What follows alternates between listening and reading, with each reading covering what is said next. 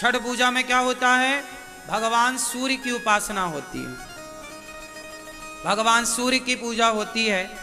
बिहार में और यूपी में ये पर्व बहुत धूमधाम से मनाया जाता है। भारत के कुछ हिस्सों में बहुत अच्छे से ये मनाया जाता है। ये पूजा है भगवान सूर्य की। संतान सुखी रहे, संतान हो, इसके लिए छठ पर्व मनाया जाता है। परिवार बढ़े, संतान सुखी रहे, बच्चों पर कभी कोई संकट ना आए, बच्चों की दीर्घ आयु के लिए, बच्चों की सब प्रकार से सुरक्षा के लिए छठी मैया का उपवास और पूजा होती है। भगवान सूर्य की आराधना होती है कि बच्चे बुद्धिमान हों। इसके बाद आएगा अष्टमी। तो अष्टमी क्या होगी? ये इसी को कहते हैं गोपाष्टमी। कौन सी अष्टमी है ये? छठी के बाद क्या आएगी? गोपाष्टमी। और गोपाष्टमी का मतलब है आज के दिन, मतलब गोपाष्टमी के दिन भगवान क्या किए थे? गैया चराना शुरू किए थे। इसलिए गोपाष्टमी में, इस कार्तिक में भगवान ने गाय चराना स्टार्ट किया।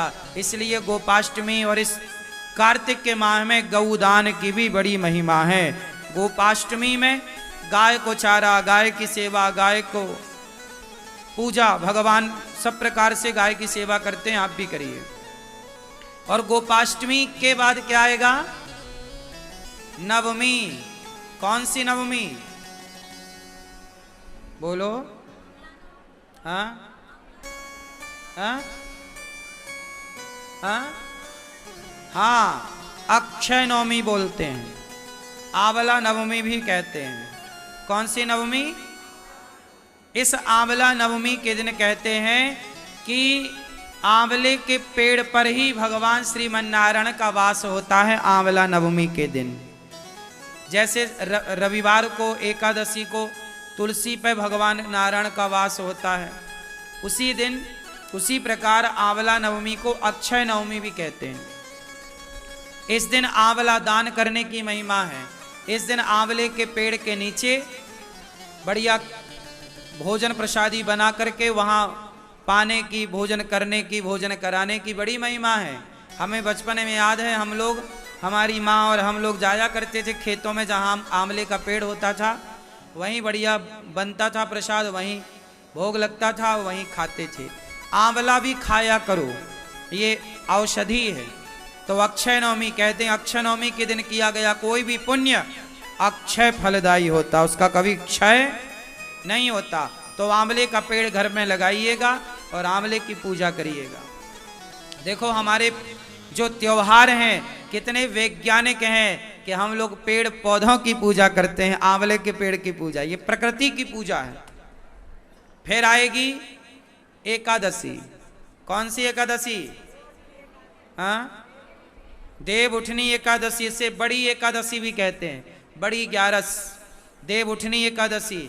इस एकादशी के दिन ही भगवान श्रीमन नारायण का, भगवान शालिग्राम जी का तुलसी जी के साथ विवाह होता है। तो आप लोग भी विवाह करिएगा, यहां होगा, आप लोग सब दर्शन करेंगे। फिर इसके बाद क्या होगा? पूर्णिमा, कार्तिक पूर्णिमा।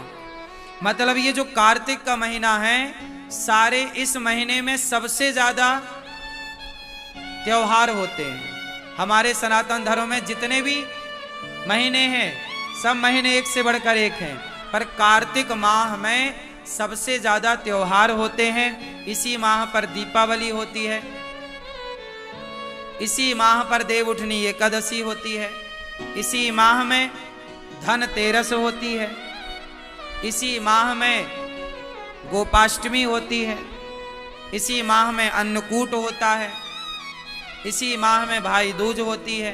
तो एक माह में इतने सारे पर्व, इतने सारे त्योहार। यदि ये सवाल कोई आपसे पूछे कि हिंदू धर्म में, सनातन संस्कृति में वो कौन सा महीना है जिस महीने में सबसे ज्यादा त्योहार होते हैं, तो आप कह सकते हैं कि कार्तिक का माह है वो।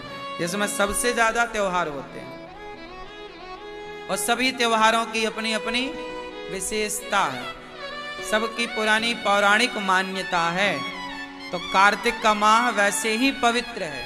ये व्रत का इस माह में कहते हैं तीर्थों में स्नान करने का बड़ा महत्व है। आप लोग वृंदावन में हो तो यमुना जी ही स्नान करने जाया करो।